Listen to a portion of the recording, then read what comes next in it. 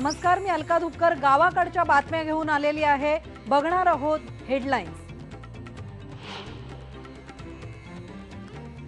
नाशिक मधल्या नांदगाव जिल्ह्यात अंध भाऊसाहेब काकडे देत आहेत भ्रष्टाचाराविरुद्ध लढा। 3 वर्षांच्या पाठपुराव्यानंतर कोर्टाने पोलिसांना दिले गुन्हा दाखल करण्याचे आदेश।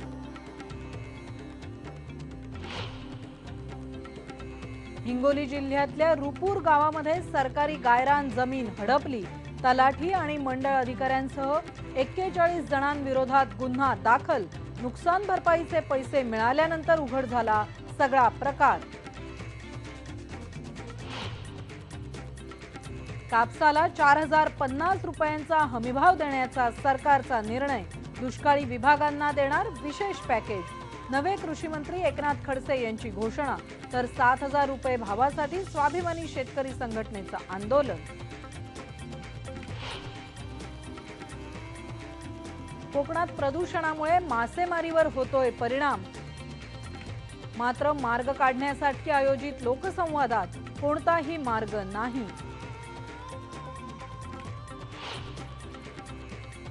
पंढरपूरच्या घोडे बाजाराला लागली आहे अखेरची घरघर। शेकडो वर्षांची परंपरा असलेला बाजार इतिहास जमा होण्याच्या मार्गावर।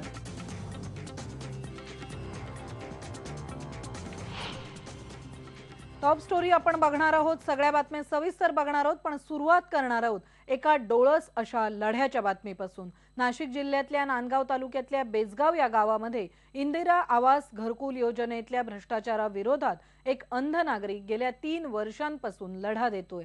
भाऊसाहेब काकड असं त्याचं नाव आहे। मात्र अधिकाऱ्यांनी त्याच्या तक्रारीची साधी दखल देखील घेतली नाही। त्यानंतर त्याने कोर्टात धाव घेतली। कोर्टाच्या आदेशानंतर मनमाड पोलिसांनी बीडीओ, ग्रामसेवक, तत्कालीन सरपंच, अभियंता या सगळ्यांसह 22 जणांविरोधात गुन्हा दाखल करून तपास सुरू केलाय। इंदिरा आवास योजनेअंतर्गत नांदगाव तालुक्यातल्या बेजगावला 32 घरं मंजूर झाली। त्यापैकी फक्त 14 घरं बांधून झाली आणि ती देखील अपुऱ्या अवस्थेमध्ये। तरीही 32 घरांचा निधी काढण्यात आला असा आरोप भाऊसाहेब काकड यांनी केलाय। काकड यांनी अनेक ठिकाणी तक्रारी दाखल केल्या, पण त्याची देखील दखल घेण्यात आली नाही। मग त्यांनी कोर्टात धाव घेऊन याचिका केली आणि अखेर कोर्टाच्या आदेशानंतर काकड यांना न्याय मिळताना दिसतोय। गावातला भ्रष्टाचार उघड केल्यामुळे गावामध्ये विकास योजना राबवायला अधिकारी घाबरतात आणि त्यामुळे गावाचा विकास थांबला असल्याचा दावा ग्रामपंचायत सदस्य करतायत। तक्रारी केल्या, त्यांच्याकडे मी अर्ज फाटे दिले, भरपूर कागदपत्राची पाठपुरावा केला, करूनही ते मला काय म्हणतात की तुम्ही सगळ्या गावाला चालतं, तुम्हाला का चालत नाही? जाऊ द्या ना, कुठे भ्रष्टाचार होत नाही, सगळीकडे भ्रष्टाचार चालू आहे, आम्ही छोटासा करतो तर तुम्हाला काय फरक पडतो, असं ते मला म्हटले। सदर फिर्यादीने तक्रार दिल्याप्रमाणे त्यात गावाच्या सरपंचपासून ग्रामसेवक, इंजिनियर, विस्तार अधिकारी, पंचायत समिती, बीडीओ पंचायत समिती, ज्युनियर इंजिनियर असं आणि विद्यमान सरपंच आणि ग्रामपंचायत सदस्य अशा 22 लोकांवरती एकूण गुन्हे दाखल झाले आहेत आणि त्यांना माननीय न्यायालयाच्या आदेशाप्रमाणे आपण आरोपी केलेला आहे। या तक्रारीमुळे किंवा अधिकाऱ्यांनी भ्रष्टाचार केल्यामुळे ह्या गोष्टीमुळे गाव विटी झाले जाते। प्रत्येक गोष्टी म्हणजे जी योजना आहे ती त्या योजनेपासून गाव वंचित राहते। त्यावेळेस आम्ही ज्या वेळेस ग्रामपंचायत सरपंच किंवा सदस्य कोणत्या योजनेचा पाठपुरावा करून मागायला गेल्यानंतर हेच सांगितलं जातं पहिल्यांदा तुमच्या तक्रारी मिटवल्यानंतर आमच्याकडे त्या योजनेचा तुम्ही लाभ मागा। म्हणजे प्रत्येक गोष्टीपासून आमचं गाव वंचित राहते। तर इकडे हिंगोली जिल्ह्यामध्ये औंढा तालुक्यामध्ये रुपूर गावामध्ये सरकारी गायरान जमिनीचा घोटाळा उघड झालाय। या गावात सरकारची 118 हेक्टर गायरान जमीन आहे। ही जमीन हडप करण्याचा प्रयत्न केल्याबद्दल गावातल्या 43 जणांविरोधात गुन्हा दाखल करण्यात आलाय। यामध्ये गावचे तलाठी एस.टी. गुशिंगे आणि मंडळ अधिकारी आनंद काकडे यांचा देखील समावेश आहे। त्यांनी गायरान जमिनीचे खोटे दस्तऐवज तयार केले, 7/12 मध्ये खोट्या नोंदी केल्या असाही आरोप त्यांच्यावर ठेवण्यात आलाय। अतिवृष्टीनंतर शेतकऱ्यांच्या नुकसान भरपाईचे पैसे गावात आले होते तेव्हा हा सगळा धक्कादायक प्रकार जो आहे तो उघडकीस आलाय। मंडळ अधिकारी काकडे आणि तलाठी दुशिंगे यांनी खोटे कागदपत्र करून तसे सरपंच यांनी संगमत करून हे प्रकार घडून आणलेला आहे आणि आमच्या लक्षात आल्याच्या नंतर आम्ही तहसील आपल्या कोर्टाकडे गेलो गेल्याच्या बाद नंतर यांनी संगमत केल्याच्या बाद आम्हाला लक्षात आले आणि आम्ही कोर्टाकडे धाव घेतल्याच्या बाद कोर्टाने 156(3) असा दाखल करून गुन्हा दाखल झाला. लोकांना जमीन नसताना खंडणी कोणत्या अधिकाराखाली येते आणि या लोकांना कोणत्या अधिकाराखाली क्षेत्र वाटप करण्यात येते? वरिष्ठ कार्यालयाचे आदेश नसताना सुद्धा यांनी स्वतःची मनमानी कारभार चालवून बनावट 1983च्या मूळ रेकॉर्डवर सदरी लोक तोते या शेतकऱ्याची नावे टाकली. त्यामुळे काय झालेलं आहे की मूळ गारणधारक आणि तोते शेतकरी यांच्यामध्ये वाद विकोपाला गेला आहे की कारण तिथं जमीन शिल्लक नसताना सरील त्यांनी सांगितलं की बाबा इथं आमची जमीन या क्षेत्रात जमीन असं दर्शन द्या. शिवारातील शासन गायरान जमीन सरी नंबर गट नंबर 111 आणि 100 खाली 57 मधील शासनाची जमीन तलाठी आणि मंडळ अधिकारी यांनी संगनमत करून खोटे दस्तऐवज तयार करून गायरान जमिनीची अफरातफर केली. गायरान जमिनीच्या घोटाळ्याच्या या बातमीनंतर बातमी बघणार आहोत. अर्ध्या राज्याचं लक्ष ज्या प्रश्नाकडे लागलं होतं तो कापसाला किती भाव मिळतोय या प्रश्नाच्या बातमीकडे. कापसाला 4050 रुपयांचा हमीभाव देण्याचा निर्णय राज्यातल्या नव्या भाजप सरकारनं घेतलाय.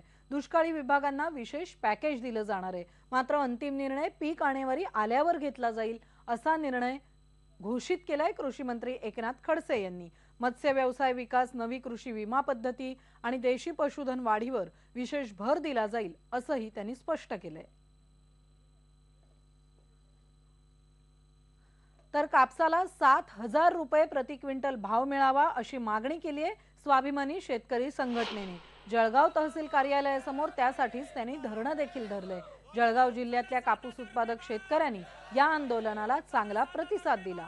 जळगाव जिल्ह्यामध्ये यंदा पाऊस उशिरा आलाय, त्यामुळे पेरणी उशिरा करावी लागली आहे. त्यातच अवकाळी पाऊस झालाय आणि खरीप हंगामातल्या कापसासह अनेक पिकांचं अतोनात असं नुकसान झालंय. आपल्या मागण्या मान्य झाल्या नाही तर हे आंदोलन अधिक तीव्र केलं जाईल असा इशारा स्वाभिमानी शेतकरी संघटनेच्या कार्यकर्त्यांनी दिलेला आहे. आपण बघतोय एकीकडे राजू शेट्टींचा पाठिंबा असलेलं हे भाजपचं सरकार आणि दुसरीकडे राजू शेट्टींच्याच संघटनेचे कार्यकर्ते जळगावमध्ये भाजप सरकारच्या निर्णयामध्ये बदल व्हावा यासाठी आंदोलन करतायत. चालू खरीप हंगामामध्ये शेतकऱ्यांच्या हातातलं पीक गेलेलं आहे. त्यातल्या त्यात कपाशीचं फार नुकसान झालेलं आहे आणि कोणताही सरकारने आतापर्यंत भाव डिक्लेअर केलेला नाही. त्यांचं स्थिर सरकार असो नसो तो भाग वेगळा आहे, परंतु शेतकऱ्यांमुळेच महाराष्ट्रामध्ये परिवर्तन घडलेलं आहे, केंद्रात परिवर्तन घडलेलं आहे. तर शेतकऱ्यांना कापसासाठी योग्य भाव दिला गेला पाहिजे आणि तर आमची मागणी 7000 रुपये भाव प्रति क्विंटल मिळाला पाहिजे अशी मागणी आहे. 10 रुपये किलो वेचायला लागते शेतकऱ्याला कपाशी लावतपासून तर घरात येऊस तर एका क्विंटल मागे कमीत कमी 2500-3000 हजार रुपये खर्च लागून जातो आणि 4000 रुपये भाव जाहीर करताय. म्हणजे आता लोक सांगा तुम्ही की पब्लिकचा 7000 रुपये भाव का देतील की पब्लिकचा घरातला सर्व कापूस यांच्या व्यापाऱ्याच्या घरात चालला देईल, दलालांच्या घरात चालला देईल, तेव्हा हे नंतर 7000 भाव जाहीर करतील का की यांचं 50% कमिशन असते यांच्यात.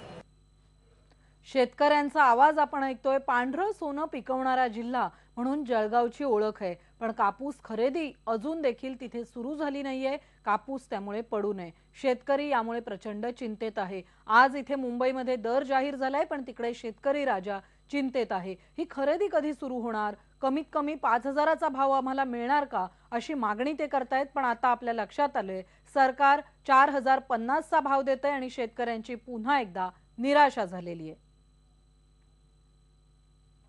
व्यापारी भाव देत नाही, ते सरकारने फेडरेशनकडे चालू करायला पाहिजे आणि कापसाला भाव द्यायला पाहिजे. कारण कापूस हे खर्च खूप झालेला आहे आमचा आणि निसर्गाने साथ बी दिली नाही. व्यापारी मागचं 3-3.5 पर्यंत 4 पर्यंत जमते चौकोटी भागचं. हां मग कपाशीला भाव पाहिजे ना. केंद्र सरकारने काहीतरी भावाचं निवारण द्यायला पाहिजे. पिकांसाठी कर्ज घेतलं ते फेडाव कसं? हां पैसे नाही ते देवाला कसं लागेल? कापसाला 5000 रुपये पुढे भाव मिळाला पाहिजे, कारण की खताच्या किमती ह्या डबल झालेल्या आहेत. केंद्रात भाजपचं सरकार आहे, महाराष्ट्रात भाजपचं सरकार आहे व कापूस खरेदी केंद्राचे पणन महासंघाने लवकरात लवकर कापूस खरेदी सुरू केला पाहिजे. जळगावमध्ये अजून कापूस खरेदी सरकारच्या केंद्रावर सुरू झाली नाहीये. तर इकडे यवतमाळमध्ये काय प्रश्न आहे बघा. हमी भावापेक्षा कमी दरानं इथं कापसाची खरेदी केली जाते, विक्री होतीये. यामुळे यवतमाळ जिल्ह्यातल्या पांढरकवडा कृषी उत्पन्न बाजार समितीत पहिल्याच दिवशी शेतकऱ्यांनी खरेदी बंद पाडली। यवतमाळ जिल्ह्यामध्ये पांढरकवडा तालुका हा सगळ्यात मोठा कापूस उत्पादक तालुका म्हणून ओळखला जातो। कालपासून व्यापाऱ्यांनी कापसाची खरेदी इथे सुरू केली, पण 4050 रुपये हमी भाव असताना व्यापारी प्रत्यक्षात फक्त 3500 ते 3800 रुपये प्रति क्विंटल दराने कापूस खरेदी करत होते। व्यापारी संगनमत करून कापसाची बोली बोलत होते। यामध्ये शेतकरी मात्र कोंडीत सापडला होता। शेतकऱ्यांचं जे म्हणणं आहे ते मात्र कुणीही जाणून घेत नव्हतं। त्यामुळे शेतकऱ्यांनी व्यापाऱ्यांशी चर्चा करण्याचा प्रयत्न केला, तेव्हा व्यापाऱ्यांनी अडेल तट्टू अशी भूमिका घेतली। मग मात्र शेतकरी संतापले आणि कापूस खरेदी त्यांनी बंद पाडली। सरकारनं लवकरात लवकर योग्य दरानं खरेदी सुरू करावी, नाहीतर आंदोलन छेडू असा इशारा यवतमाळच्या शेतकऱ्यांनी नव्या भाजप सरकारला दिलाय। हे मागच्या वर्षी आम्ही स्वतः शेतकरी आहोत आणि आमचा स्वतःचा काल कापूस नेलेला आम्ही काल पूर्ण बंद पाडलेला आहे। काल जेव्हा आम्ही मार्केटला गेलो त्यावेळेस आम्हाला माहित पडलं का बाहेरच्या गावी इतका भाव आहे ना, पांढरकवड्यामध्येच इतका आहे। मग का करणार, संतापणार नाही तर का। मार्केटची परिस्थिती भयावह आहे, कारण घरी कापूसाचे प्रमाण अत्यल्प आहे, पण तो जो निघला परिस्थिती ज्यांनी आता विकल्याशिवाय भागत नाही म्हणून काल एक गाडी कापूस आणला होता। परंतु मार्केटची सिच्युएशन पाहिलं तिथलं रेट फार अत्यल्प होते। यात व्यापारी फसवणूक करते आणि शासन सुद्धा फसवणूक करते, कारण इथे सीसीआयची नाफेडची खरेदी नसल्यामुळे स्पर्धा नाही। कापसाची खरेदी काल चालू केलेली आहे पांढरकवड्यामध्ये। 4050 भाव असा हमी भाव आहे, पण असे लोकांचं मत पडलं का 4050 द्यावा कमीत कमी, परंतु ते व्यापाऱ्यांनी 3735 पासून चालू केलेला आहे। तिथे अजून मार्चर मीटर लावून कोणाचे 50 रुपये कोणाचे 150 रुपये असे कमी करण्यात आले। त्याच्यामुळे कास्तकार वर्ग अजून चिघळला। त्याच्यामुळे नंतर मग खरेदी बंद करायला लागली। कमीत कमी 4050 किंवा 89 रुपयांनी घ्यावा। विदर्भातून जाऊया कोकणामध्ये। कोकणात विविध कंपन्यांकडून होणाऱ्या प्रदूषणामुळे अनेक समस्या उद्भवल्या आहेत। यामध्ये मासेमारी हा पारंपरिक व्यवसाय देखील संकटात सापडत चाललाय। प्रदूषण थांबवण्यामध्ये प्रशासनाला अपयश येतंय, त्यामुळे वेगवेगळ्या समस्यांमधून सावरण्यासाठी कंपन्यांच्या विरोधात आंदोलन करण्यापेक्षा चर्चेतून काही मार्ग निघतोय का, यासाठी शेतकरी आणि प्रशासनाच्या दरम्यान लोकसंवाद नावाचा कार्यक्रम काल आयोजित करण्यात आला होता। मात्र प्रदूषणाची वाढती समस्या आणि त्यांच्या नियोजनाबाबत अधिकाऱ्यांनी इथे कोणताही उपाय सांगणं किंवा उपाययोजना करण्यामध्ये पुढाकार घेतलेला दिसलाच नाही।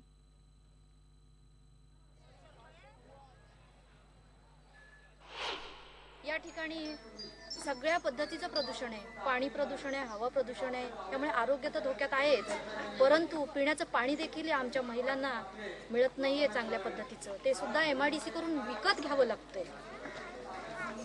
ही फार अतिशय दुरावस्था झालेली आहे आमच्या महिलांची। राज्यात एकीकडे डेंग्यूचं थैमान सुरू आहे, पण कोल्हापूर जिल्ह्यातल्या शिरोळ तालुक्यातल्या अनेक गावांना दूषित पाण्याचा फटका बसलाय। यामुळे नागरिकांचं आरोग्यच धोक्यात आलंय। प्रशासन मात्र याबद्दल कोणतीही कारवाई करत नाहीये। नागरिक आता आंदोलन करायच्या तयारीत आहेत। शिरोळ तालुक्यातल्या बस्तवाड आणि आसपासच्या 10 गावांना कृष्णा नदीतून पाणी पुरवठा केला जातो, पण सध्या कृष्णा नदीचं पाणी मोठ्या प्रमाणात दूषित झालंय। ग्रामपंचायतीकडून नळाद्वारे थेट पाणी पुरवठा केला जातो, पण आता पाणी दूषित झाल्यानं या ठिकाणी टँकरनं पाणी पुरवठा केला जातोय।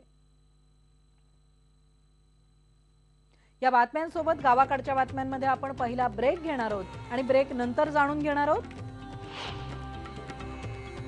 पंढरपूरच्या घोडे बाजाराला का लागलीये अखेरची घरघर।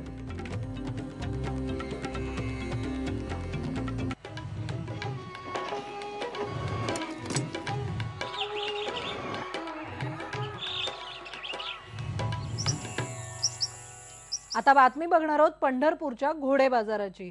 शेकडो वर्षांची परंपरा असलेला पंढरपूरचा हा घोडे बाजार आता मात्र इतिहास जमा होण्याच्या मार्गावर आहे।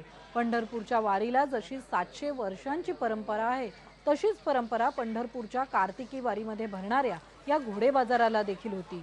जुन्या काळामध्ये वारीतल्या वाहतुकीचं मुख्य साधन आणि भाविकांची गरज म्हणून हा बाजार सुरू झाला होता, पण पंढरपूरच्या कृषी उत्पन्न बाजार समितीच्या छळवादाला कंटाळून हा बाजार आता अकलूजमध्ये स्थलांतरित झालाय। एकेकाळी पंढरपूरच्या घोडे बाजारात घोडी बांधण्यासाठी जागा देखील अपुरी पडत होती। 2008 पर्यंत या बाजारामध्ये राजस्थान, मध्य प्रदेश, उत्तर प्रदेश, बिहार यासारख्या राज्यातून 3000 पेक्षा जास्त घोडी विक्रीला यायची। आता मात्र हा घोड्यांचा बाजार ओस पडल्याचं चित्र आहे। यंदाच्या बाजारात फक्त 30 घोडी विक्रीला आली होती। कृषी उत्पन्न बाजार समितीच्या आडमोठ्या भूमिकेमुळे शेकडो वर्षांच्या या परंपरेला घरघर लागत चालल्याचं दिसून येतंय। ज्यावेळेस घोड्याचा बाजार आपल्याकडला अडचणीत आला, त्याला काय झालं की तो कुठं महाबळेश्वरला रोग आला आणि त्याचं ती इथं प्रसार डॉक्टरने केल्यामुळं थोडा त्यावर्षी हे झालं, त्यामुळं थोडं तुम्ही म्हणता तशी परिस्थिती झालेली आहे। इसमें सुविधा ज़्यादा है, पानी की दिक्कत नहीं है। इसमें पंढरपुर में पानी की दिक्कत ज़्यादा थी, झाड़ भी नहीं थे, फिर जगह भी तंग थी। वहाँ के जो लोग थे दादागिरी ज़्यादा दिखाते थे उधर के। इधर क्या है, अपनी सेक्रेटरी भी, अपनी चेयरमैन साहब की सेक्रेटरी ज़्यादा है इसमें, और जो पानी की सुविधा अच्छी है, पेड़ है, लाइट की सुविधा अच्छी है, हर कहीं बल्ब भी लगे हुए हैं, लाइट हर किसी घोड़े के पास एक लाइट लगी हुई है। खाना भी, चारा पानी भी अच्छा मिलता है इधर, सब चीज़ की सुविधा अच्छी है इधर। आणि यासोबतच गावाकडच्या बातम्यांमध्ये एक ब्रेक घेणार आहोत। ब्रेक नंतर आपण बघणार आहोत लिंबशेरी मधली 12 मोटेची विहीर।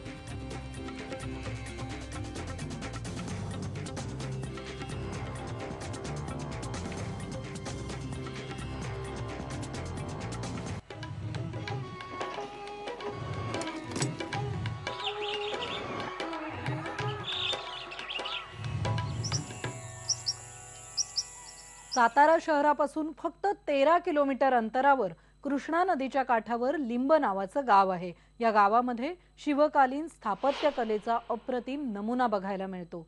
या गावातली 12 मोटेची विहीर आणि तिच्यावर बांधलेला महाल आजही थक्क करून जातो। 17व्या शतकामध्ये श्रीमंत वीरूबाई भोसले यांनी ही विहीर बांधून घेतली। या विहिरीचा आकार शिवलिंगासारखा आहे। विहिरीमध्ये उतरताच सुरुवातीला भक्कम कमान दिसते। विहिरीत उतरायला दगडी पायऱ्या देखील आहेत।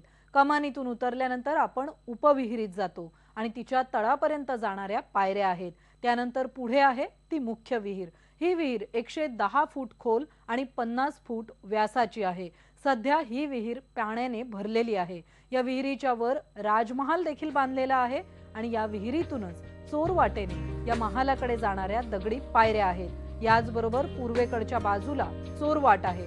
विहिरीच्या आतल्या चोरवाटेने वरच्या राजमहालात पोहोचल्यावर या छोटेखानी राजमहालाला मध्यभागी 4 खांब आहेत। प्रत्येक खांबावर वेगवेगळी शिल्प कोरलेली आहेत। ही विहीर पाहण्यासाठी दूर दूरहून पर्यटक या ठिकाणी आवर्जून येतात।